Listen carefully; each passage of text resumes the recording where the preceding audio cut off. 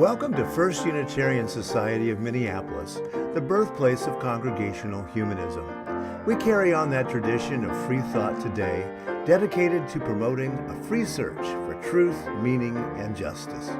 Our web address is firstunitarian.org. I'm David Breeden, Senior Minister.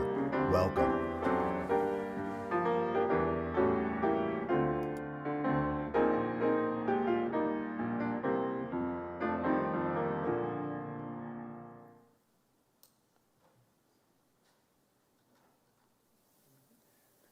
Good morning.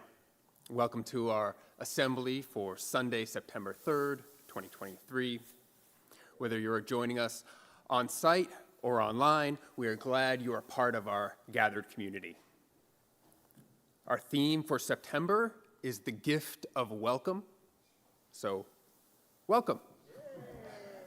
Let us gather in community. Mike's going to start us off with a song. Hey, good morning. Hello. Boop, boop. Okay. Happy Labor Day weekend. Thank you for being with us this morning. As we're kind of, on the cusp here of summer, fall, trying to hang on to summer. I just thought of, for whatever reason, I always think of Edward McDowell, this American composer, when I think of summer music. He has a lot of kind of pastoral music about nature. So I'm going to do one piece from his early part of his career called Beauty in the Rosegarden, and then another piece from a song at the end of his career from a cycle of piano music called Sea Songs called Starlight. The Starlight has a little poem attached to it about how the moon and the stars are connected to the sea. And I worked on a cruise ship for a little while as a musician, which was a fun job. But I have really some fond memories of standing out in the middle of the ocean at night and seeing the moon and the stars. And just, it is really wonderful. And then last but not least at the end, this last week, if you were in the cities here, you probably saw the gigantic moon. It really made an impact.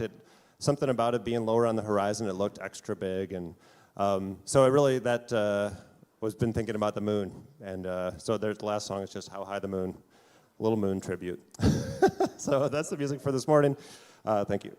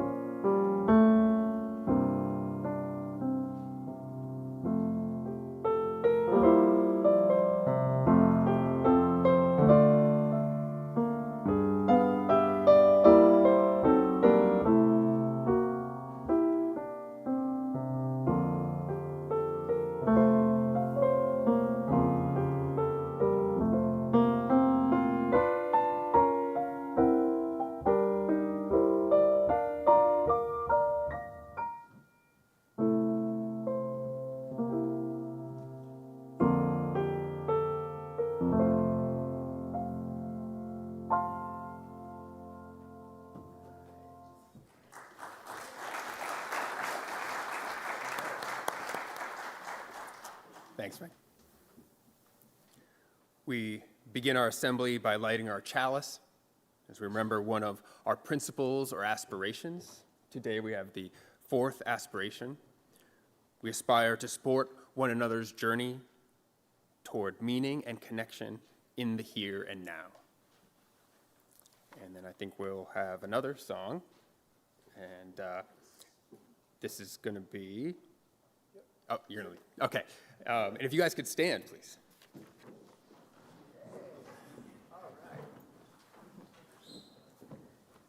Yes, good morning. We'll do number 318 from the Gray Songbook.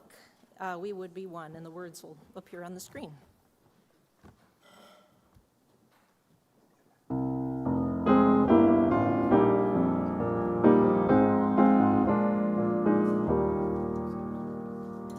We would be one, as now we join in singing our hymn of love, to pledge ourselves anew to that high cause of greater understanding of who we are and what in us is true. We would be one in living for each other, to show us all a new community. We would be one in building for tomorrow, a nobler world than we have known today. We would be one in searching for that meaning which binds our hearts and points us on our way. As one we pledge ourselves to greater service, with love and justice strive to make us free.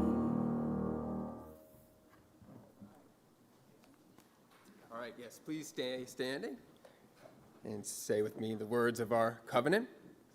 Love is the spirit of this place, and service its law. This is our great covenant, to dwell together in peace, to seek the truth and love, and to help one another. First Unitarian Society is a congregational humanist community, which means that we are here for one another, our neighbors, and our planet. On Sundays, when we gather, we take a few minutes to reflect on the joys, the sorrows, the milestones of the human experience. We do this so that we stay in touch with our humanity and to remind ourselves of the value of a moment of stillness.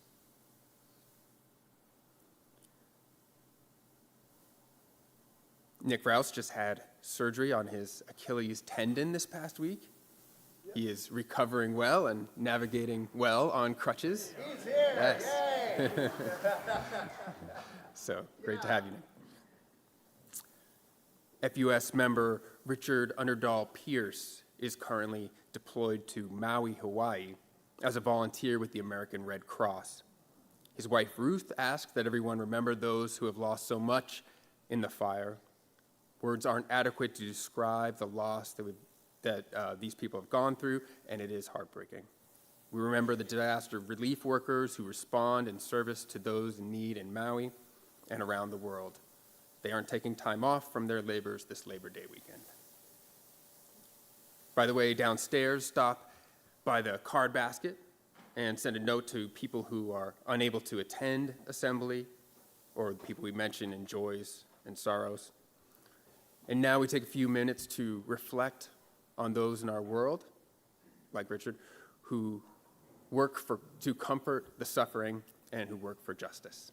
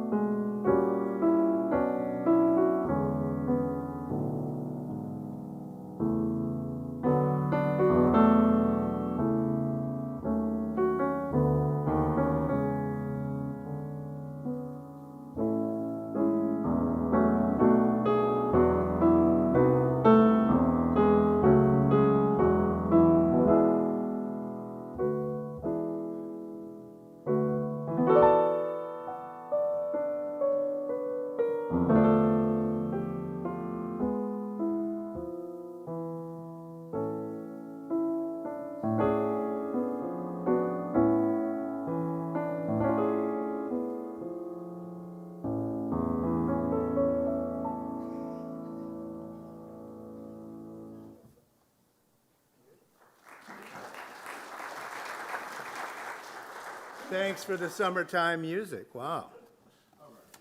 And Labor Day. So, good old American know-how.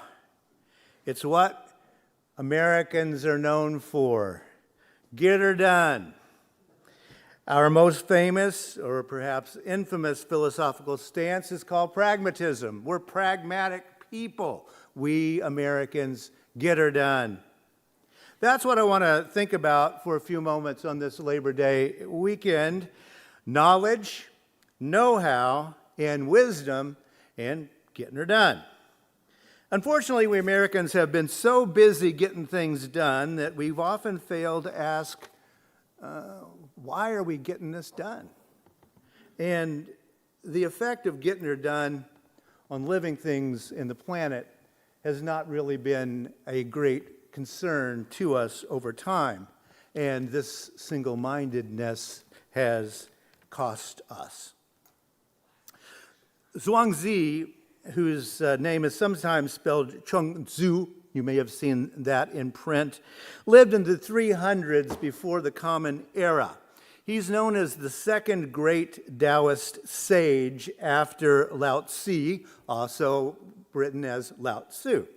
Now, Zhuangzi is best known for his little anecdote of the butterfly. In the story, Zhuangzi is sound asleep and has a vivid dream of being a butterfly flying from flower to flower without any care.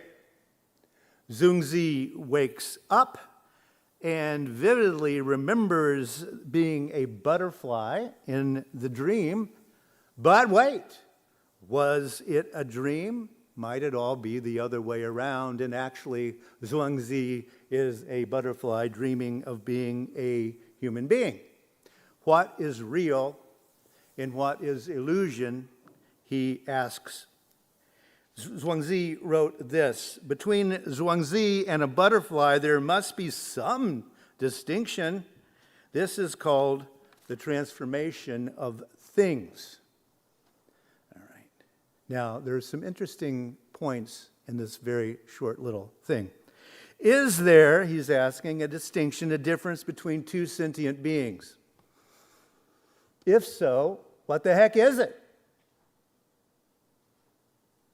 Aren't we both temporary conglomerations of matter soon enough to decompose and form other conglomerations of matter? That's what the Taoists think. That's what humanists think. Is there actually some kind of difference between these two sentient beings and where we're going?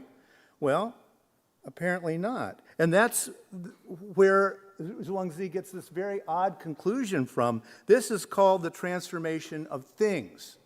This is called the transformation of things, which he means to say that I have created a thing. I've created a butterfly that ain't me. Okay? And that's a mistake, says Zhuangzi. Don't do that. That's your first mistake. You and the butterfly are, as a matter of fact, one. Don't transform the grass and the clouds into things. That's your first mistake. By this, he means that we create a self, right? We love ourselves, and it's me, me, mine, and then everything else is a thing. All right? Wrong behavior, says Zhuangzi. For Taoists, the human, the self, is a process in the middle of all the other processes. And not only that, but there are processes within the processes. So if you think you're something besides a process, you're simply living in illusion, say the Taoists. It all keeps evolving in this yin and yang, yin and yang, yin and yang thing. And if you look closely at this, the trigram it's called here, you see that the ancient Taoists didn't have 4 elements, right? Earth, air, fire, water. Oh, that makes so much sense. Well, they didn't even think of it that way. They had several elements that then turned into what we call the trigrams, that then turned into the writing in Chinese that we understand today. Now, Zhuangzi also told this story.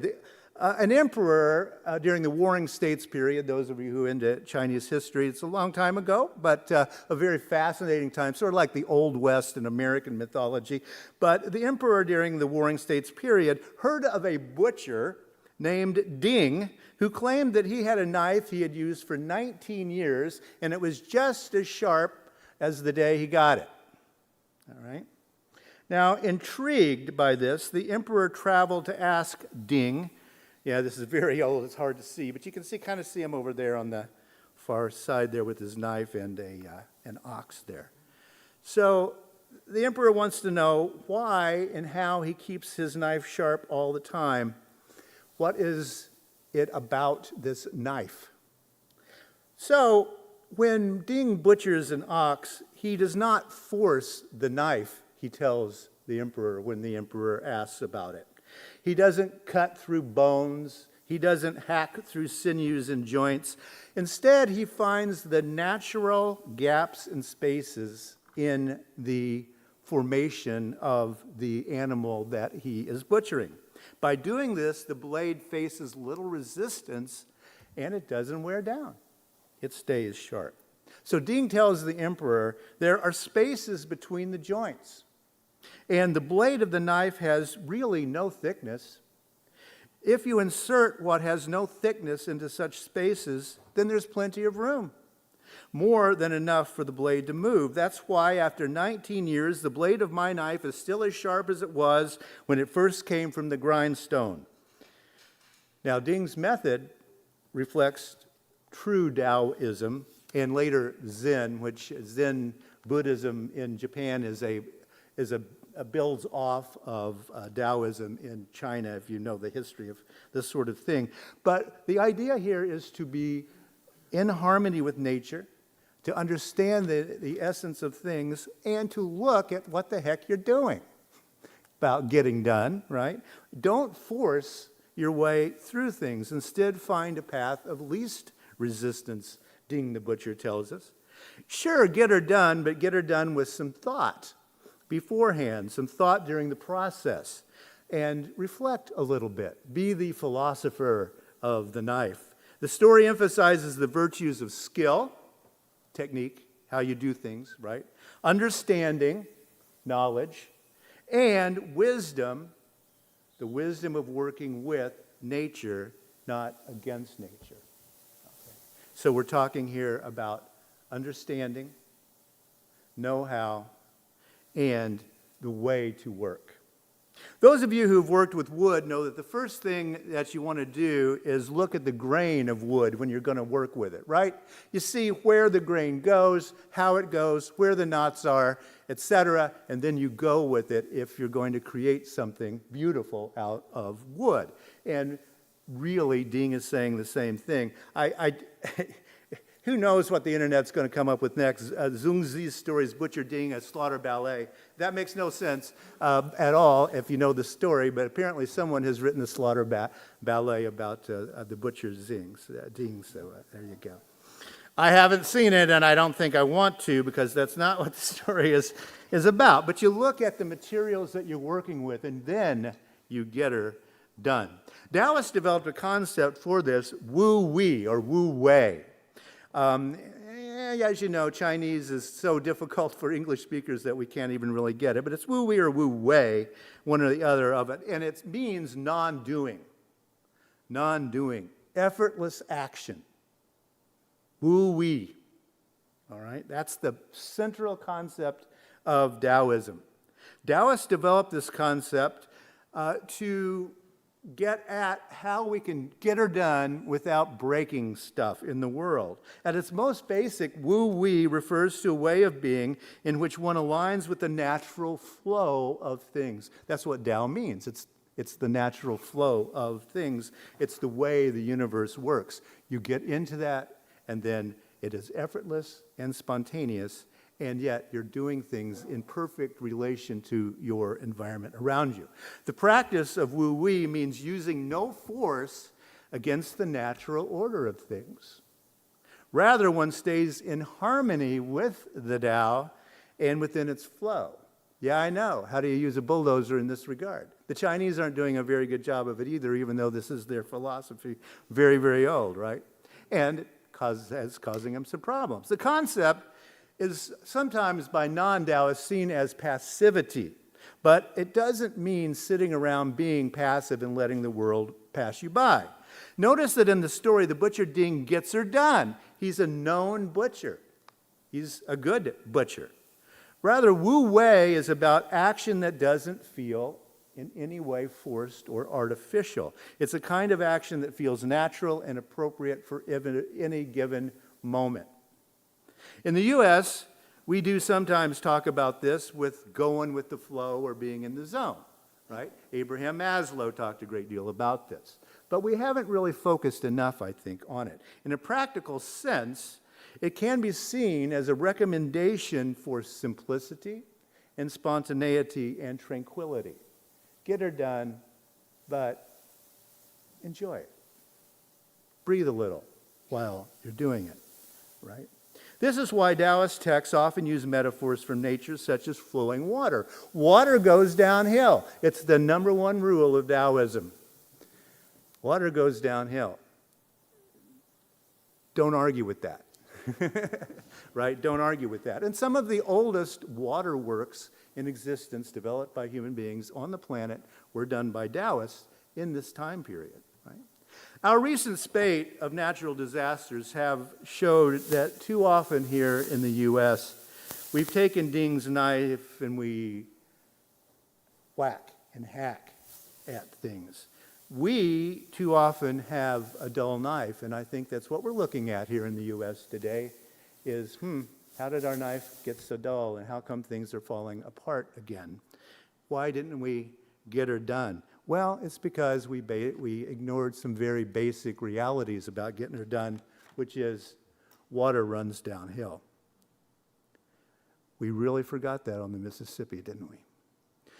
Well, let's look at some terms and distinctions. The Greek term episteme, is typically translated into English as knowledge. Okay, knowledge. Now, when we talk about, you've read about ChatGPT and all of that, the worry that many theorists have about episteme is that we're going to forget it because, heck, we just get it out of the computer. So we're going to forget all of the accumulated human knowledge that has been going on for so long. How do you open this door? ChatGPT.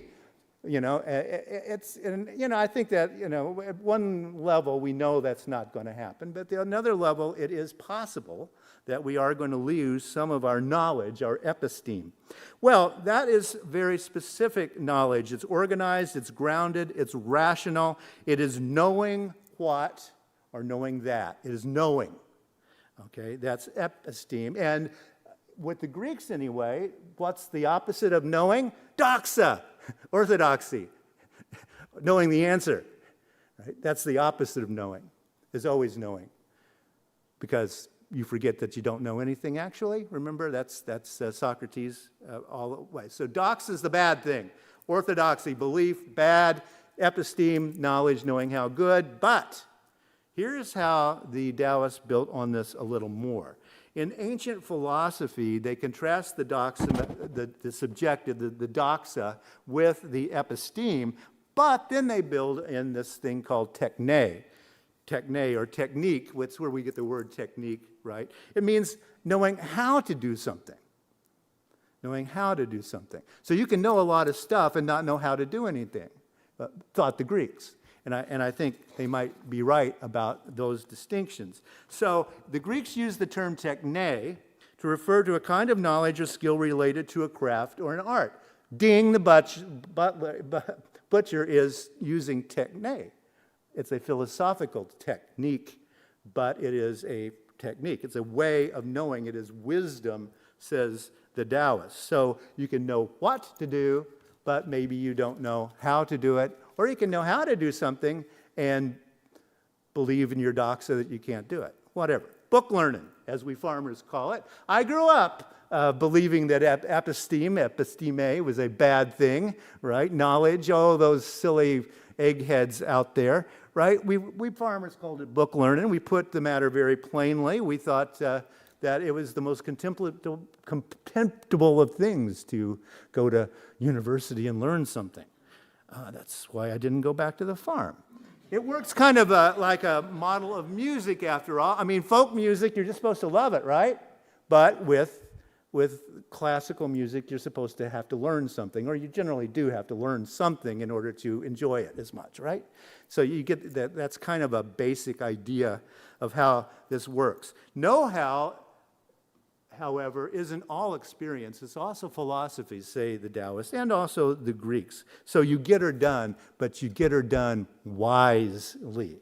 Now, as I see it, there's a grave error that has developed over time in our understanding between those different terms up there, and the mistake has been integration. The Greeks believed in integrating technique with knowing how to do, knowing what to do. But we sort of have thought, oh, well, there's this, and then there's, right? We're going to let those other people do the stuff, right? Well, we think about it, or whatever, or however that works. As a humanist, my conviction is that life, a human life, being itself is the activity of a creator, and that creator is you. You're behind the knife, in other words. You are the crafter of your life. The Taoists insisted upon this, and so did many Greek philosophers. We each are the creators of our meaning, our purpose, and our lives. We do it even if we don't want to. We will do it. How deeply we are aware that we are from moment to moment crafting our own lives. Right now, you have a choice. Right? You can achieve, what do you want to call it, happy? Whatever. It starts right now, said the Taoists. It starts right now. As I mentioned earlier, in Greek philosophy, the term techne was used to describe craft, but the term carries a broader meaning in its translation than just technique or something like this. In the Greek way of understanding, we have a conjunction and integration of concepts that have been separated in our own time between get her done and why the heck am I doing this? Which is a philosophical question.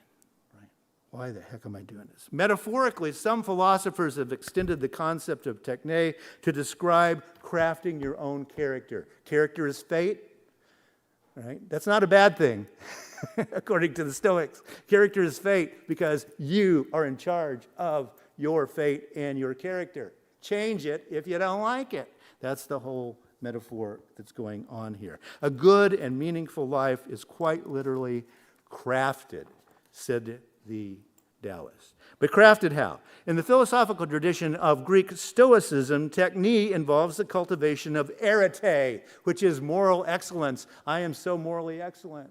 Or you want to be shooting for that. Although if you ever say it, yes, then you've outdone yourself there. But the Stoics believe that through techne, the pursuit of arete, individuals can then achieve this thing they called eudaimonia, which is not actually happiness, that's a mistranslation. Euda is happy, is good, right? But it's not actually happiness that you're shooting for, according to the ancient Greeks anyway. But let me take a shot at this in English in case I've been too confusing here, okay? We each are the creators of our own lives if we choose to be the creators of our own lives. That's a big if, says both the Taoists and the Stoics. It's an if that most human beings never consider, let alone make manifest in their lives. Most of us never accept being the creators of ourselves. We each are the creators of our own lives, which is a craft, and it's an art form that we practice every day. But we can't craft something if we don't know what we're crafting. So what the heck are you crafting? I'm crafting a good life, say the Taoists. And Ding is doing that too, right? He's crafting a good life as he keeps his knife sharp. The question to ask in any event is, what will a person of moral excellence, that arete thing, do in this situation? I mean, it's really pretty simple, but it's almost impossible to do, right? What would a moral person do in this particular thing? Every moment of every day. What will a virtuous person do in the next 5 minutes? What will a virtuous person do in the face of the climate crisis? It's the same question, say the Greeks. By so asking and crafting your life accordingly, you will be living in accordance with your deep nature and your potential. That's what we're playing for here, right? The Buddha says, you're sitting there meditating, and I got a deadline. He said, that's the beginning of illusion. That's death right there. That's samsara. That's the worst thing that can happen. Is life, the horror of life has suddenly engulfed you. You have to stay focused, says the Buddha and others. It's also the real and true answer to the question of being yourself. You are the artist of your life. Step up, because you are. There's nothing to fear. To conclude, let's go back to a moment for the old Taoist story. Ding and the butcher and the emperor who comes to see this magical knife. Well, what's this point of the story? There is no magical knife. It's not magic. Ding's not magic. The knife's not magic. There's a philosopher behind the knife. There's a philosopher holding the knife. There's a philosophy to the use of the knife. That's the point. That's the way the Taoists saw us. All of us, each of us, is the philosopher with the knife. We all have a job to do, carving out a life. Each of us is the philosopher. The Taoists advise no hacking, don't go slashing, no resistance. Sure, that ballet thing might, yeah. Do a little dance, shall we? Wu Wei all the way. It's difficult but doable, all right? Look at the world, say the Taoists. See it as closely as Ding sees the meat. There are spaces between the joints, he says, and the blade and the knife has really no thickness. If you insert what has no thickness into spaces, there's plenty of room. More than enough for the blade to move. That's why after 19 years, the blade of my knife is still as sharp as when it came from the grindstone. Nope. Nothing is magical, the Taoists are here to tell you. It's about focus. It's about taking the effort to expend no effort. Take the effort to expend no effort in living your life. That's the wisdom of the Taoists.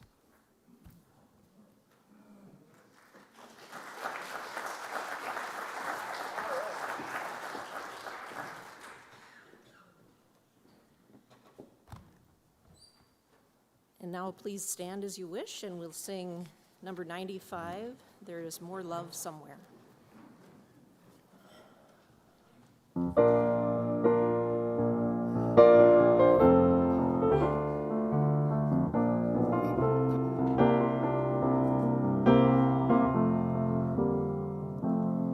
There is more.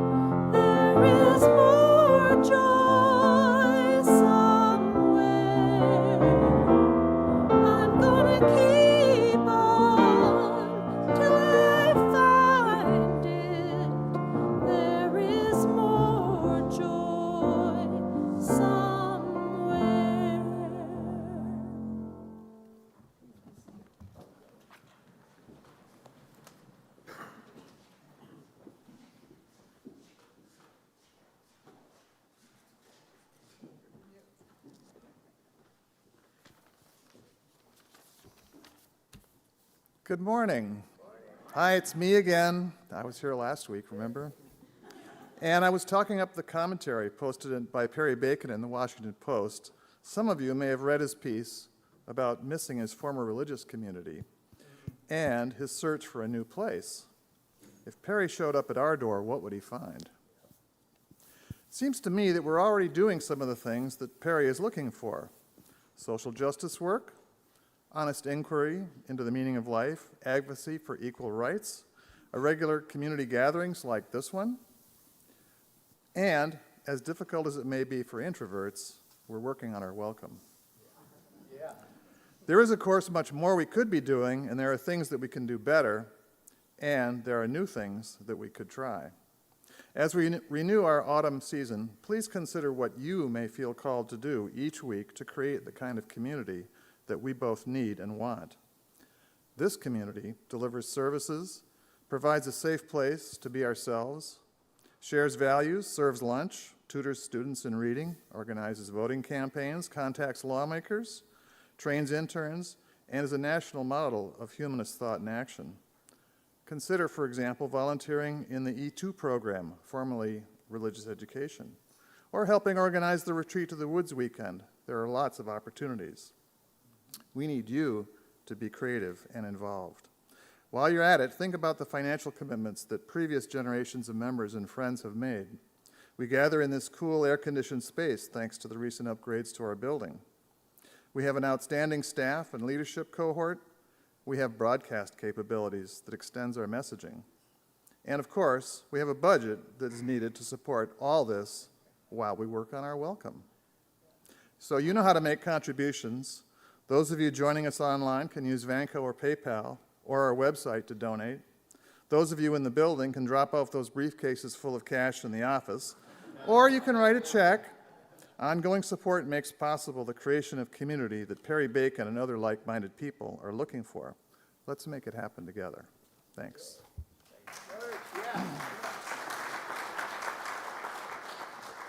Thanks so much, George. Absolutely. Yeah, if you haven't seen the article, it was in the Atlantic, right, I believe? No.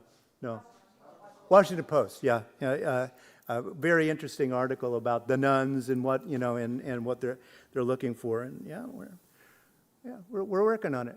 We're working on it. After assembly today, if you're in the building, you can enjoy conversation and, because it's Labor Day weekend, we got to have ballpark scramble, potatoes, sausage, sauerkraut, onions, and we can picnic outside today. Pan-fried zucchini fritters with black bean patties, which is vegan, and a perfect day for banana cake.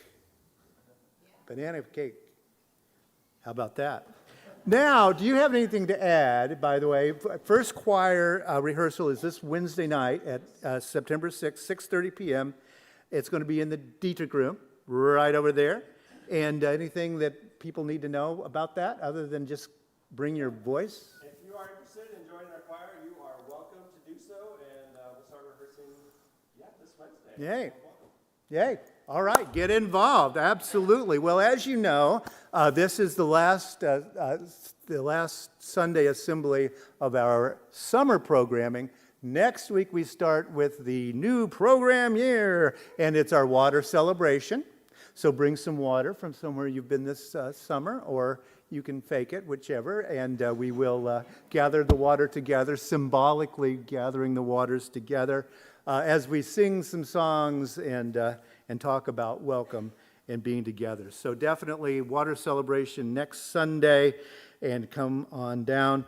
And, there's a lot going on at FUS. A lot will be announced because, we've been planning for a while, and we're ready to roll this sucker out. Program year starting. So be watching. Lots of cool things will be happening. Sign up online. Just find our website and go down to the bottom right there, and you can sign up there. And we have two announcements today. Jane and seasonal celebrations. Do we have a seasonal celebrations? Oh. Well, seasonal celebrations is happening, but the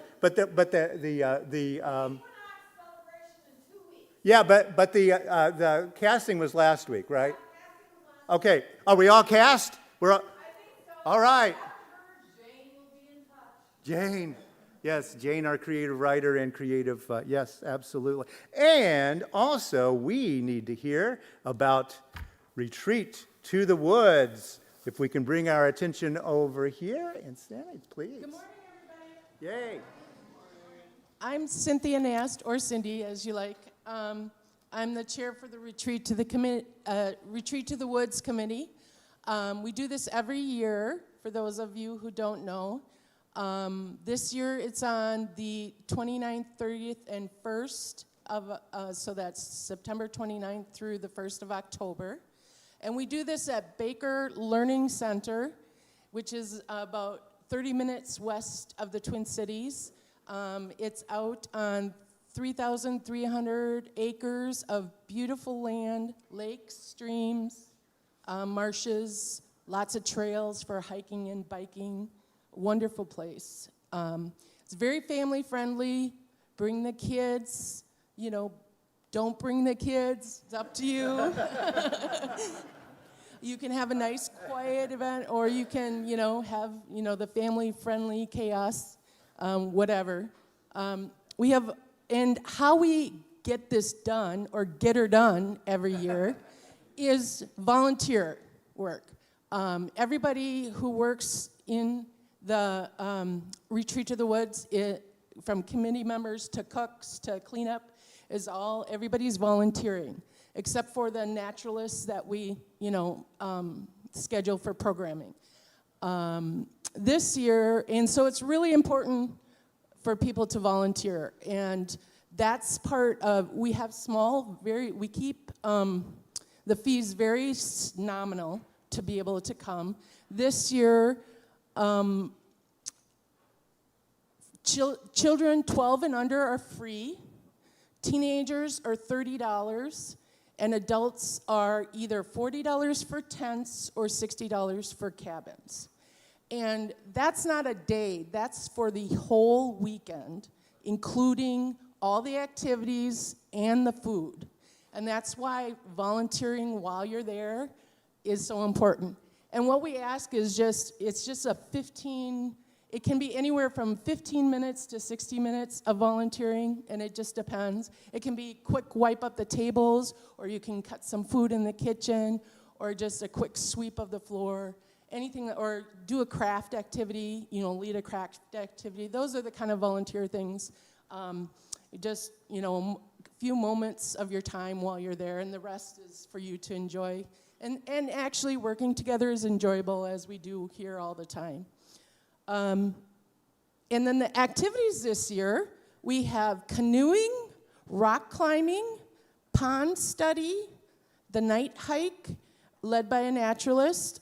We have owl pellet study. That's where you take an owl pellet. That's the after effects of an owl eating, and you dissect that and take it apart and find out what they ate. It's very interesting. And then, yeah, your hands may get a little dirty, but it's dry. And then we have crafts and variety show is a great one on Saturday night. And this year we have Nick Rouse is going to be our MC. We also do singing around the campfire, and we have a Sunday service in the morning on Sunday before we all pack up and leave. This year we also have, for $5, you can make your own t-shirt, and we have a sample out there that we had done last year, and so you'll be able to see that. We'll be downstairs for registration. It starts today. If you need paper registration, we have that downstairs. Otherwise, there's online registration available with the same payments that are available for all the other FUS stuff. And that's all online under the heading of Retreat to the Woods. So come and join us. We'd love to have you. And it's a great way to commune with nature and relax and learn a philosophical way of getting her done. Yay. Thanks, everybody. Yay! Thank you, Cindy. Yeah. And David Buckley will be out there this year doing Sunday morning for us. And woo-way. Lots of volunteers make for good woo-way, right? So, want to extinguish that chalice? Yes. got to have that. Please join me in the words for extinguishing our chalice. We extinguish this flame, but not the light of truth, the fire, warmth of community, or the fire of commitment. All of these we carry in our hearts and in our minds until we are together again. Thank you.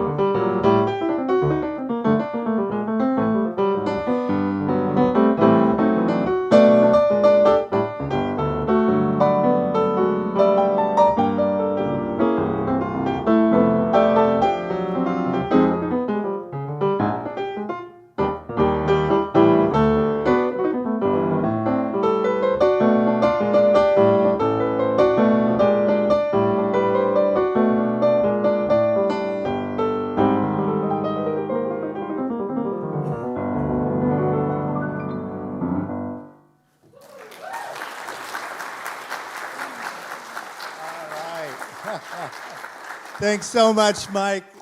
Thanks so much, Buckley, today. And go out and have a wonderful rest of your Labor Day weekend. Go out into the world, be fearless, ask questions, hold on to what is good. Strengthen the weak, comfort the fearful, serve the suffering, do what makes you come alive, because, as the great Howard Thurman said, the world needs more people who have come alive. Rejoice in the power of the human spirit. So may it be.